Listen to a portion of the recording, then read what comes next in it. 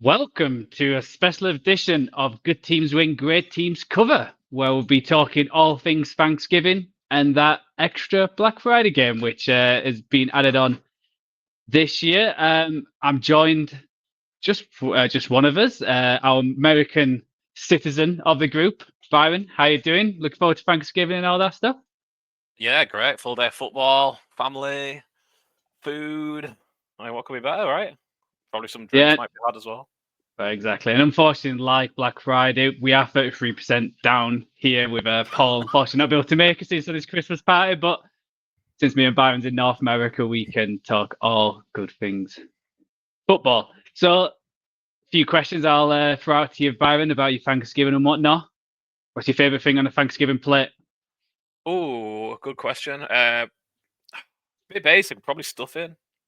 Nice. I'm a big fan of So, stuffing. yeah, so I was wondering, and I was curious, is there anything which is on an American Thanksgiving which is very not British, which has surprised you in a good way and a bad way? Bad way. So this is apparently my wife's family kind of thing rather than a general American. They have curried fruit, which is exactly what it sounds like. It's like pineapple, cherries. I believe it's like tropical fruits. Because my sister-in-law can't eat tropical fruits, and I know that's like an issue. Um, I don't even know if I've ever tried it. I don't like the idea. I don't really like sweet and sour mixing. I probably have tried it and didn't like it though. Is kind of my thing. I'm just not 100% sure. What I do like is mac and cheese as a side on a plate though, which was a real surprise because sometimes you get mash and mac and cheese, and I'm always of the view of like a lot of things in life, carbohydrates. You can't have too many of them, right? No, exactly. It feels like mac and cheese has grown more and more into the UK the last decade or so, but yeah, it's definitely felt very Definitely. American, and yeah, it's huge. I think the most important question: does Charlie get a special Thanksgiving meal as well, or is it just the He does, standard? yeah. He No, does. Oh, yeah, he gets his grandparents can't do anything but spoil him, so yeah, he oh, always gets a little of Charlie course. plate. Well, that's what grandparents are there for, isn't it? For the grandkids, the grad dogs, and all that jazz. Cool.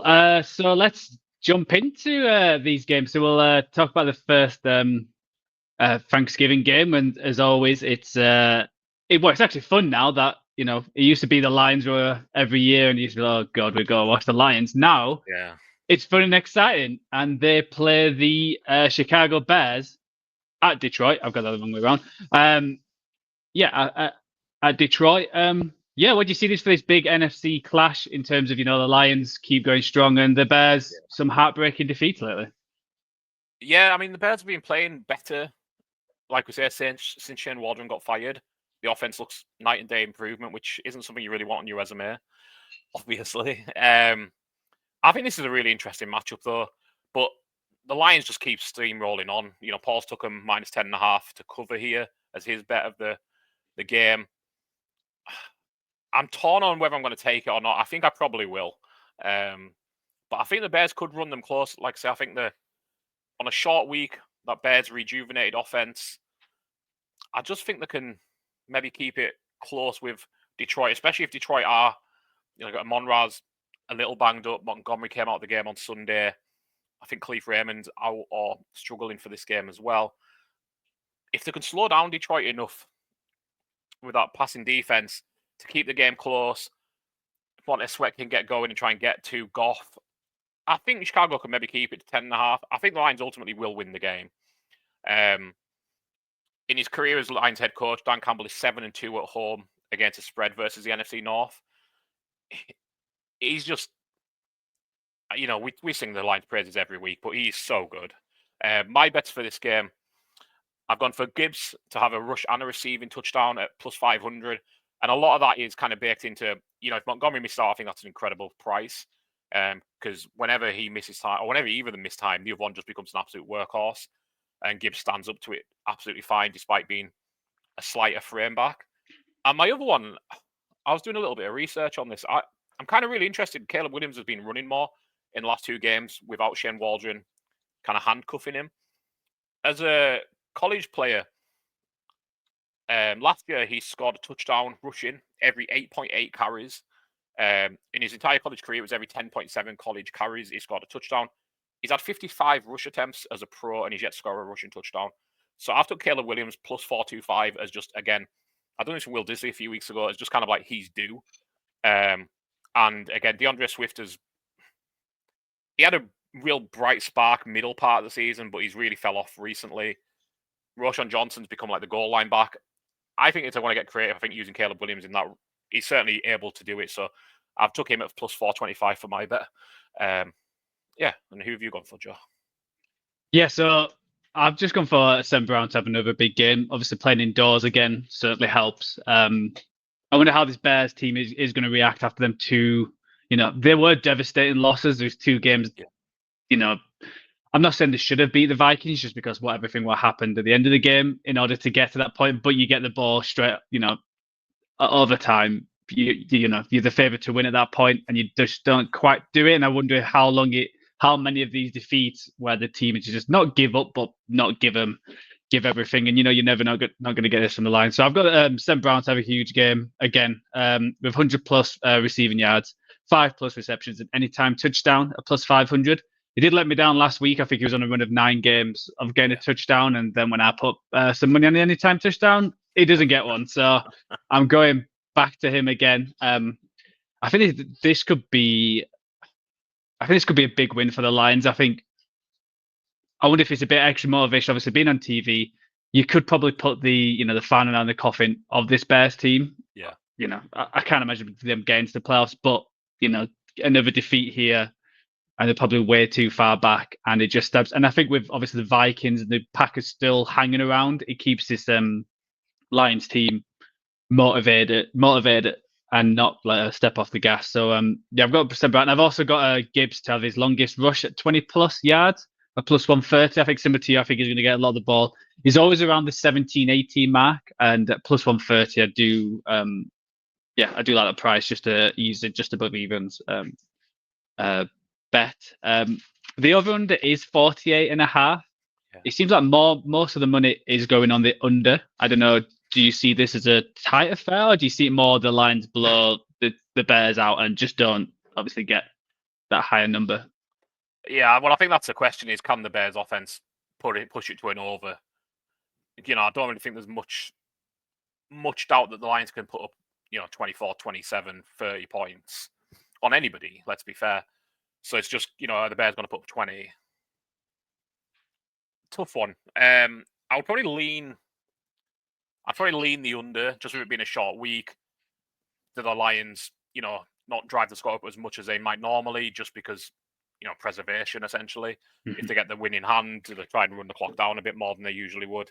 So I'd probably lean the under, but I wouldn't be surprised if the Bears offense does get going if we go over. Yeah, definitely. I think Williams has looked a lot better the last few weeks. Probably his, not his best game last week, but certainly up there with how the season's gone. And he's looking more like a NFL quarterback. Started his rookie moments, but he's made some nice plays, some nice throws where, you see that talent and see where it goes from there. The last time the Lions were, so the 10.5 points favorite. So the biggest favorite since Thanksgiving 1968. And a 12-point favorite against the Eagles. I did have a quick look what the UK number 1 was. The week before was a good one, but I'll give you a clue. It's a film soundtrack or film single starring Clint Eastwood, a cowboy film. Oh, I mean, I'm guessing that's The Good, the Bad, and the Ugly. Correct. It was A Good, the Bad, and the Ugly. November 13th, 1968. The Hugh Montenegro and his orchestra. So number 1 for 4 weeks. So. That was the number 1. It was the orchestral song. Yeah, back in the day. The week before was with a help from my friend Joe Cocker, which would have been a nice one. Great track. Yeah, that was a good one. But yeah, so that only stayed number 1 for a week until Clinton his orchestra came around and got rid of it. Sounds like my friends, to be fair, The Good, the Bad, and the Ugly. Yeah. Talk about Thanksgiving. Let's move on to the curious, as a Cowboys fan, maybe not as much this year, do you enjoy them playing on Thanksgiving? That it can be such an up and down, that it can make your day amazing, and it can make it garbage as well. Like it has, being a fan of someone not on Thanksgiving, obviously I don't live in America, but I can imagine it just more relaxed and it doesn't really matter what happens Thanksgiving. But obviously, in the afternoon, if the Cowboys do lose to Tommy Cutlets, then it's going to put a bit of dampness. How do you feel like, the Cowboys playing on Thanksgiving? Do you enjoy it or no? Honestly, I think I'd prefer they don't. Like, just because, like, when you're trying to watch the game and there's so much going on around you that, like, well, and if they lose, it's like really frustrating. But again, not so much this year. It doesn't count for too much. But yeah, it can be really frustrating when, like, oh, go and have a drink or come and sit down, we're having dinner. And you're like, well, halftime's just finished. Wouldn't mind watching the third quarter first, please. We went to have dinner an hour ago, but things got delayed. So, yeah, I think I'd rather it be like 3 neutral games. Truthfully, it'd be much more relaxing. Be able to kick back a little bit more. But it is nice when Dallas win, though. It kind of makes the day. Especially, I enjoyed it a lot more when I was in the UK because, like, you'd get home from work and then you put the 3 games on back to back. It was like a nice way to, because we're quite often take the Friday off, kind of end the week with a Dallas win. But yeah, I would take 3 neutral games if I had the choice. So yeah, so Cowboys this year, it's a bit of a stinker, really, isn't it? I don't think Charlie's going to be sticking around to watch this, but they're hosting the Giants. They're 3.5 points favorite, which I don't know if that says bad about the Giants or bad about the Cowboys that they're only 3.5 points favorite to this Giants team. Who, obviously no Daniel Jones, gone to their third quarterback, Tommy Cutlets. It's moved to 3.5. What do you see in this game? Do you expect? Obviously, Cowboys won last week. Do you expect them to win again? And then the Cowboys fans saying, "We're 5-7. We're back into it. This is our year." Well, Jerry Jones has hinted that Mike McCarthy might get a contract extension, which I don't know if we're being trolled. Like, is Thanksgiving Fool's Day a thing that I wasn't aware of until today? I think Dallas do win this game, though. I think, we talked about it on the preview last week, talked about it on the review this week as well. I just think the Giants are in free fall. I think the Daniel Jones decision hasn't gone down well at all. Brian Dable's got a job on his hands to get this locker room back on his side. And I'm not sure he's got it in him to do it. He's an old Patriots guy who I think it's kind of his way or the highway. And that works to a degree. But I think you've kind of got to have you've got to have the history to back it up. And I like Daboll as a coach. And I think if he does get fired at the end of the season, or maybe before the end of the season, the way it's going, I think he'll get another head coaching job in time. It might not be this year, but I think he's a competent head coach. I think he's been left in a bit of a shit stick situation, to be fair, in New York. The decision to extend Daniel Jones it should end the GM's tenure there. That's a disgraceful decision. It always was. And Daboll's kind of collateral damage along with it. Tommy Cutlets is a fun narrative, but he's not an NFL quarterback. Dallas's defense showed up pretty well against Washington on Sunday. I think they seem to have got a bit of fighting spirit back in them after a couple of bad weeks. And whether it's Tommy Cutlets or Drew Lock, Tommy DeVito is nursing a forearm injury on his throwing arm, apparently, which doesn't bode well. I've took him under 177.5 passing yards at -115 on the hopes that he starts and doesn't finish the game. It'll be interesting to see how often and early Malik Neighbors is targeted, whoever's playing quarterback, because he obviously was pretty outspoken about not getting targeted until they were 30-0 down on Sunday against the Bucs. And again, I think Neighbors is such a big player for that franchise that I don't think he might be one who kind of leads the revolt if things keep going sideways, especially for himself. I've also took the Cowboys DST to anytime touchdown at +380. We've seen it on Sunday. Obviously, they've got 2. Turpin is an absolute weapon who can score from any return, kick or punt. And again, whether it's Drew Lock or Tommy DeVito, I think that ball's going to be up for grabs an awful lot. So I just think that's a nice bet at +380. And I think you have something similar, right? Yeah, I've just got any defense, special teams score any time. It was mainly the a +300. It was mainly the Cowboys, I expect. But then I also thought, if Cooper Rush, who was also on the injury report as well, which I've just seen that he limited on Tuesday's practice, he should play. But if Trey Lance comes in, who's a interception machine, a turnover machine, then this Giants front could certainly make him pay and score a touchdown there. So +300, I do like that. I would like to little bit better odds for defense special teams, but I'm guessing it's just when you've got these two quarterbacks or these quarterbacks rooms, it's it's not surprising. So Paul's gone Cowboys -4. It looks like that's where most people are leaning. Looking at the Cowboys, injury report, there is quite a few players. Yeah. Like questionable. So like Zach Martin was a non-participant. Eric Kendricks didn't. Diggs didn't. Jake Ferguson didn't practice. The CeeDee Lamb's limited, so he should be fine. But there's some big players missing. Do you worry, especially with that offensive line, with some of them players missing? Do you worry about this Giants front making havoc, especially after some of the comments which they did make, which felt like it was against the team? But it feels like that kind of thing as well. It can also bring a locker room together, saying, "Oh no, we didn't actually mean that. We're playing for the coach." Yeah. I think a lot of people will be watching them, this Thursday to see how they respond. Yeah, I think that's absolutely fair, and I think it could do. Like I've been, sounding the alarm that I think the Giants are going to pack it in, but they are professionals, and especially that front, like you said, Lawrence, Thibodeau, Burns. There's not many on paper better fronts. I don't think. There's no reason. I think Elijah I always get his name wrong. The linebacker, 58. He's had a good season, but he got called out for a few players on social media of basically just doing cardio and not going in for hard tackles when they were down on Sunday. So, football players don't get where they are by not being prideful and not want to be competing. So I think that is definitely a risk for Dallas. I have got Dallas to cover, but with this Dallas team, you can never be surprised if they go out and, put up a goose egg, a turkey egg maybe, and just lay a real stinker.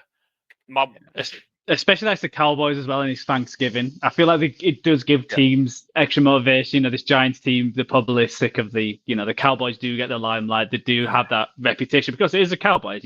Yeah, America. They get the stick, but they also get the hype as well. It comes part and parcel. And I do wonder if you're playing a rival on Thanksgiving when it's probably going to be the most watched game of the year. It's probably going to be the most watched game in the background when people are having the Thanksgiving dinner. It feels like the one game to do that, but still, like, the eyes are on this team. There's probably some people who's wanting contracts in a year or two, and you've got to turn up, and I think it's going to be huge. And I'm curious if because obviously they always have the Thanksgiving meal. Do you think they've got like a lasagna in store if the Giants win and Tommy DeVito goes nuts that they've got like some Italian in the background? I was thinking that, like a chicken parm sandwich, a lasagna is a good shout. Something for him. Yeah, I really wouldn't be surprised because it's ratings gold, isn't it? Or social media gold. I guess people are watching anyway. Yeah, to have 100%. Something for him. Yeah, and I do. Just go on. Sorry, you go ahead. I was going to shout my last bet out was just both teams to get 3+ field goals. A +1,000. I just think both teams don't score too many touchdowns. Obviously, they don't move it that well, so they actually have to do something. But I just think this teams can get at and at 3. I just thought, why not? It feels like a kind of field goal kind of game where teams are going to struggle to get a couple last week, so I'm sure he'll want to have a good Thanksgiving, doing what he does best. And what kind of struck me was the Giants just don't win in Dallas as underdogs. In the last 30 years, they've won 7 times as underdogs, 7-22 in that time. Their last win in Dallas was 2011. In the last 10, they're 3-7 against the spread, and the overs hit 5 in a row. I'm not sure it will this year. Overs 37 could get there, but I think such a peak number. Yeah, I think if it gets there, I think me and you will probably cash in our defensive touchdown bets. And Dallas haven't won at home this year, but they are 9-1 at home as favourites in the last 10, 7-3 against the spread. I'm still leaning Dallas, but I don't think I'll be betting on them, and I much prefer taking, like I say, to fade DeVito, fade the Giants passing game, and maybe not take the spread, and certainly not the money line, because they're just kind of too toxic that anything could happen. Yeah, definitely. And I'll probably lean the Cowboys, but I'm similar to I think the last 5 Thanksgiving, they're 1-4 against the spread. And I feel like you mentioned it every year that they never cover on Thanksgiving. It feels like they never do on Thanksgiving. I think it was against the Commanders last year when Obviously, they were a better team than that Commanders team, who were, another putrid team, but they were a lot better and they couldn't put them away. And also, Sam Howell going off with and the yards, I think. Yeah, and the Cowboys and Lions haven't both gone 2-0 on the against spread since 2001. Oh wow! So it's been a while. So if we think the Lions are going to cover, if we think the Lions are going to cover, then it'll be it'll be surprising if the Cowboys do as well. I did look for the number one of that one, but it was it was a Westlife 2000 kind of. I didn't even know what the song was, so I was like, I'll do the 1968 one instead. Much better choice. Exactly. Cool. Have you got any more things about this game? No. Cool. Let's go into the evening game. And I think this could be the most interesting one. I think, especially a few weeks ago, it looked might have been a bit of a dud, but with the Dolphins' recent results the last few weeks and how Tua's looked, they've got the Dolphins traveling to a cold evening in Green Bay, obviously outside. So we'll see how that goes. And the Packers are 3 points favorite, and the over/under is 47. So they're expecting another close games where, they normally say 3 points is at home, just makes it 50-50, which I was surprised at how close it was. Paul's obviously gone the Packers -3, which, I expected the Packers to be like -5 when I first saw this game, just how the Dolphins, they have a reputation. You have one for a certain reason, and there's a reason because they can't win in the cold. How do you see this going? Do you think Tua is going to continue his form, or do you think the Packers are going to do what they did last week and dominate at home against a team who was good last year? When I seen the line, I think we even mentioned it on the review show. Maybe I thought this was, or maybe it was a preview last week. I thought the line was going to be like 5.5, maybe 6, because you've got Miami going somewhere cold, and Green Bay are a good team. Like, that's not a big surprise, obviously. And they've just beaten the 49ers like handsomely. They're like the biggest defeat for like Kyle Shanahan since he was starting nobody's, basically. So that's what I was surprised. They've literally just dominated a team who prides themselves as being a physical team, and then you're playing a Dolphins team who doesn't have that reputation. The opposite, probably. 100%, yeah. I was really surprised looking in the Mike McDaniel era in November, December, January. The Dolphins are actually 7-6 on the road against the spread, which I was really surprised at. I didn't break that down into dome games and outside though. So I think one of them was against the Rams, but I was like, well, I've not done the research at this point. But I was just surprised because even just generally later in the season, I feel like they get worse. So I was quite surprised by that. However, under LaFleur, the Packers are 18-10 at home in the same period in them cold months, again against the spread. So I am leaning the Packers. I just thought I'd be much more confident about it. And a weird little, not really analysis of the game. These two teams played on Christmas 2022. And I wonder how many times teams have played on Christmas and Thanksgiving in like 2 years. Because it just seemed like it's the second time I'll be watching them on a holiday since I've moved here, which feels odd. I think if Green Bay can run the ball and push it down the Dolphins' throat a bit, I think then they're going to take control of the game.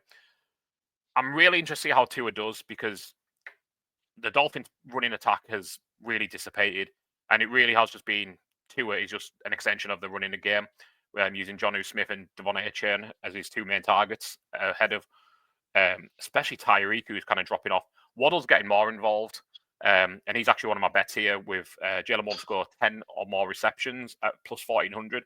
He's had a fair few, I think it's 5 or 6, maybe 4 or 5, double-digit reception games in his career. He hasn't had one this year yet, but he had a big game on Sunday.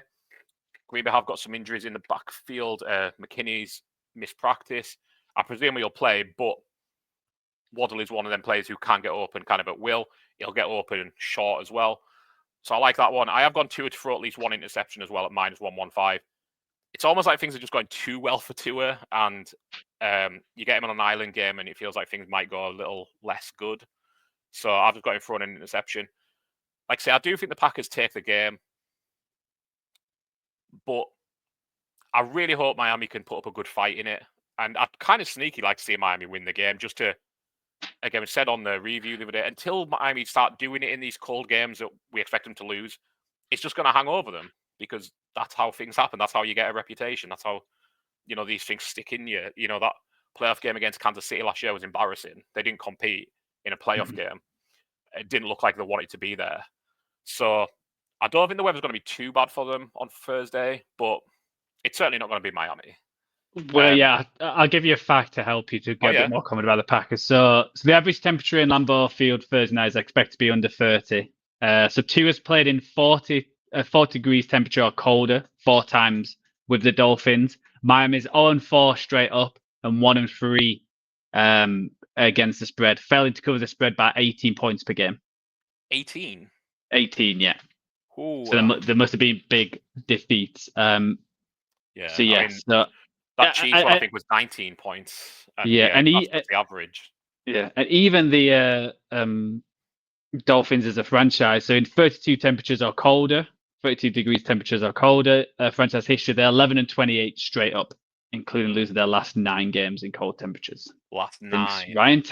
Since Ryan Tannehill against the Steelers in 2013. Wow, that's a great one. How are you thinking the game goes? Yeah, so now I've seen all that and I've seen what my bet is. It's obviously going the opposite direction. I've got like a tight end special. I've got Kraft and Jonnu Smith anytime touchdown at plus 850. I think they're getting more involved. Obviously, Kraft feels a bit up and down. We had him week 11 in our fantasy game day bet, and he got absolutely zilch. Didn't get anything. And then last week he got 1 or 2 touchdowns, and he got a few. He did well against the 49ers. So I think he could do the same. And Jonnu Smith seems to be the number 1 target for this Dolphins team right now. I think he's just anything in the middle of the field. He's just Tua is just dumping off. So I've got them 2 to both score with any time touchdown. I've got the Dolphins money line. I might change that going into just looking at the facts. I had to just come up with a second one. But Dolphins money line plus 150. I think I said that because I watched them against the Patriots and they did look efficient on offense. I know they're obviously playing the Patriots, but what impressed me, their defense looked good as well. And that's 2 in the last 3 weeks where they did against the Rams and against the Patriots. Again, it's not the the best teams to compare, especially when they get versus this Packers team. But they played really well. Chop Robinson's come on really well. He seems to having big games, and they were. It felt like every single series they were getting to the quarterback. So if they can get that against Jordan Love, and you have got some ball hawks, especially like Jalen Ramsey in the backfield, where Love, he was perfect against 49ers, but he has these up and down games, and it feels like it's a good game, and then the next week he throws 2 interceptions, but he might also get 3 touchdowns as well. So that's just the kind of thing. So yeah, I think it's all about the Miami defense. Can they get off the field and can they make a difference? Because that's what the 49ers couldn't do, and it just put them on the back burner straight away. And the Packers just control the game. So they need to stand up to this Packers, especially the run game. And I'm not sure if Dobbs is playing. He's questionable. He went out with a concussion on Sunday, and he always feels like such a tight turnaround. I'd be very surprised if he does. Yeah, but it's not too bad when I think I don't know if you saw the fact last week. Debo is costing $22 million this year. All of Packers wide receivers costing $6 million. So it just shows when they've got 3 or 4, and that's just wide receivers. Obviously, they're paying Jordan Love now, aren't they? Yeah. Yeah. So when you got Dobbs, Watson, Wakes, and not all of them even hit as well. Yeah, exactly. So it's it's not too bad on this. And obviously Josh Jacobs is looking like he's having one of his good years. So I think it's basically, can this Dolphins defense do something? And I think Tua might have a decent game. It just needs the mistakes. And if, like I said, if McKinney doesn't play, Jay Alexander didn't play last week. Has he recovered in time? He's still questionable. So I think they could do something with, like I said, with Waddle stepping up and Ken Hill do something. But yeah, wait and see. But it's a fun evening game, like I said. A couple of weeks ago, it felt like this could have been a dud, and it could have been a bit of a dud week. So it should be exciting because I think both teams need to win. Obviously, the Packers need to keep up if they want to keep up with the Lions and have any chance of getting that NFC North. They need to keep winning. The Dolphins, I think the only thing what's going for them is that the AFC playoff picture, especially the wild card, it's not a daunting one compared to the NFC one. So when obviously the Chargers losing, the Bengals have got 1 or 2, 50-50 games, and they're not a perfect team. So, I think they can, not win this one and keep going forward. But if they do win it, then they're certainly in it, and it makes them, a team which probably no one wants to play unless it's away from home in freezing cold temperatures. So we'll see how and they if they do. win this one, that monkey's off the back. Yeah. Well, we'll see. We'll see. Cool. That's all the Thanksgiving games. So I think it's an okay slate. It could have been. I think start of the year it looked a bit more exciting than what it's turned out. But there's at least 2 fun games. So let's move on to the Black Friday Amazon Prime Black Friday game, which again looked like it was going to be a fun one at the start of the year. But yeah, it's not looking that exciting. It's the Las Vegas Raiders with possibly Aiden O'Connell, it sounds like, traveling to the Kansas City Chiefs, who can't beat anyone convincingly. The Raiders are plus 12 against Arrowhead, and the over-under is 42.5. So yeah, how do you see this playing out with the news with the Raiders quarterback and how the Chiefs have been playing this year? I really struggle with this one. That line it's a big number, obviously. 12 is the large spread, but the Reds are really poor, and the Chiefs they just keep winning games. You know, it was 3 points against the Panthers on Sunday, and I think our power rankings will come out tomorrow or maybe today by the time actually we get this up. I've moved the Panthers up despite losing. Mm-hmm. Raiders are one of the bottom 2 teams on my list, certainly. But the Chiefs as 12-point favorites are 5-10 against the spread. And the Raiders as 12-point underdogs are 13-10 against the spread. I know these things go back a long time, so there's not, I think, that much predictive value in it. But I do think it's indicative of just quite how hard those things are to cover. It's a lot easier to not lose by 12 points than it is to win by 12 points, I think, on general. And weirdly, in their entire history, these 2 teams, the Chiefs have only been 12 or more point favorites against the Raiders twice, and it was in the same month. In December 2018, on the 2nd and then the 30th. They went 2-0, but 1-1 against spread, 1-1 over-under. Pretty evenly matched up, I guess, in that sense. So I have took the Raiders plus 12 as my bet on this game, just because I think the Chiefs just aren't blowing teams away. Obviously, they're racking up the wins. They're racking up their steps to be the number 1 seed. But it just doesn't feel like... I don't think there's like a whooping in them. Like, I don't think there's a 30-6. It could happen, obviously. You've got Patrick Mahomes. Anything's possible if he rolls it back. But I just don't know if the want's there to do it.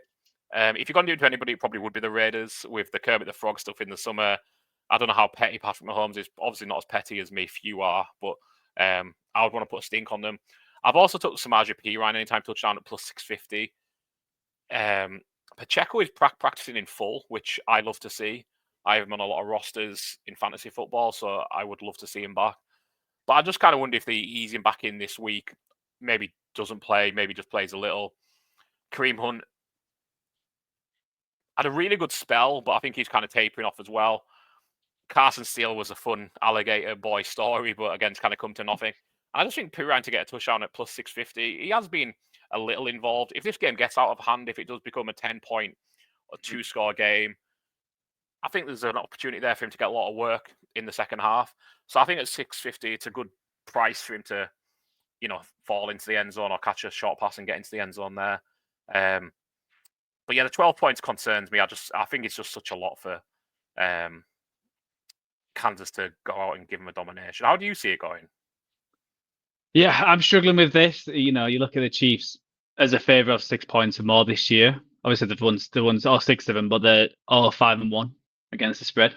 Yeah, and they're just they're really frustrating because, like against the Panthers, when there was like how much time was on the clock, you knew they were going to go down and score, and it felt so easy for them to score. Like it was just dink and dunk. Mahomes did a few runs, does his thing down the sideline.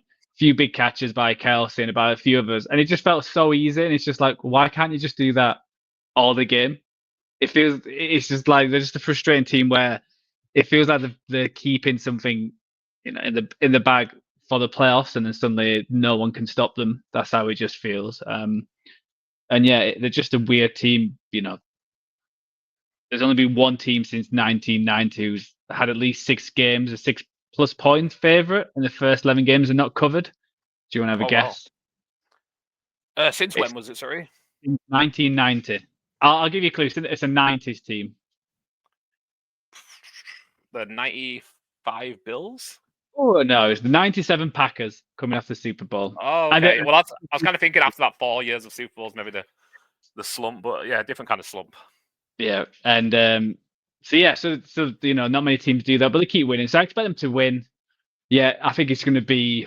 Obviously, we're doing that against the spreads tomorrow, or picking this on Wednesday. So I'll probably leave it till then because I'm flip flopping, but yeah, but my bet's probably say otherwise. I'll play the Chiefs. It's just going to happen one time. It's going to, Yeah. I'm going to be the fool. Like last week, he was so obviously I should have gone for the Panthers. There's a few games where I was just like, oh, I should have just gone for that, and then it's just like, well, why did I not go for that? Yeah. But yeah, I think my bet contradicts probably Paul's a little bit. So Paul's got the under 42.5. I've got Mahomes 4+ passing TDs. I think he is petty. I think that's how the the best athletes, and they'll use anything as motivation. He did say something when that came out, and the Raiders apologized, saying it wasn't them and blah blah blah. And I think I'm sure they lost the Raiders last year. Christmas Day, right? Yeah, and I'm sure they certainly rubbed it in, and how the head coach has performed this year. It was certainly talking a lot of stuff last year when they win Pierce. So I feel like this year they want to put that right. And it feels like Mahomes is getting closer and closer. Obviously got 3 passing touchdowns last week. So I've got Mahomes 4 passing touchdowns at +1,000. I feel like it just can happen against this Raiders team. I think there is certain things about rivalries and wanting to put a stamp on it to basically, we're going to restart your franchise again by getting your coach fired. And and even with O'Connell coming in, I don't think he's going to do much against this defense.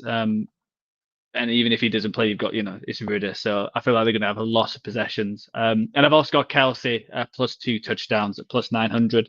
I was tempted to go 3+ touchdowns. I think it was like 6,000 or something. Like it was like a high mark. And obviously it makes sense. I had Gibbs at 3+ last week, and he got 2, and I thought he was going to sneak that one in. So I didn't quite go 3 because I think it's quite a lot. But with Kelsey, it feels like the Raiders is his team where he always scores. He always gets a touchdown, always gets some yards. I'll probably look at the receiving yards and receptions for Kelsey as well. But they're not available right now for some reason, even though they're all going to be playing. So I'm not quite sure why the betting markets are holding off on them. So I'll probably go a lot of Kelsey bets as well, because I think he's just going to have a big game. And yeah, hopefully Mahomes gets 4 passing touchdowns. It gets me close to my preseason bet of him 30+ passing touchdowns this year, because he's at 18 with 6 games to go. So that's 2 a game. That's doable. Yeah. So fingers crossed. So and Kelsey in 2022 did have a 4 touchdown game against the Raiders. So never mind 3 touchdowns. I don't think you can get a bet on 4, unfortunately. But yeah, I like it. And even though he's not himself this year, I still think he's he catches quite a lot. And obviously Noah Gray got 2 last week, and I feel like they might feed Kelsey a bit just with it being on Amazon. I totally agree. Yeah, I'm sure there'll be something. The last time Kelsey didn't have more than 2 touchdowns in a season was his rookie year, which he didn't play. So he's certainly due some touchdowns, and I think this one makes total sense. It'll start getting them this week. Yeah, 100%. I do have a music trivia question for you, though. Oh, go for it. So the Chiefs, as 12+ point favorites lifetime, are 13-2. And the last time they lost outright was to the LA Rams. September 25th, 1994. A young Joe was 2.5, 3.5. Or 91. Yeah. I'm not a numbers man. They lost 16-0 to the Rams at home. I'd love to see who was playing that game. What was number 1? Say the date again, sorry. I just missed the September 25, 1994.